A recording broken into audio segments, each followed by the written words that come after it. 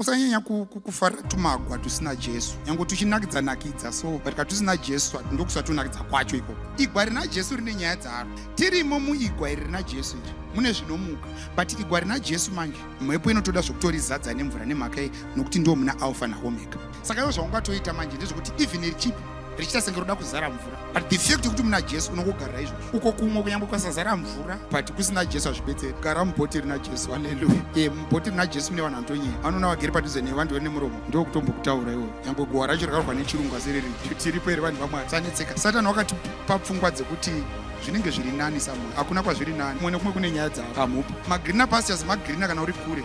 Kana usvika padhuze unotoona kuti pane tumwe tumasora twakatooma ipapo. Tiripo here vanhu vamwari. Ipo panapa pamopindira ndo pachechi penyu pano. Kwada kuchinja uchiti pandinopindira uko ndakanyewa ndakataukwa. Usazvinetsa nevanhu vaJesu. Netsekana nekuti Jesu noti chinhu. Because munhu akataukwa unobuda chechi unofunzira sembe kufikisa Jesu. Usajoina chechi, joina Jesu. Ukajoina Jesu haubudi ukajoina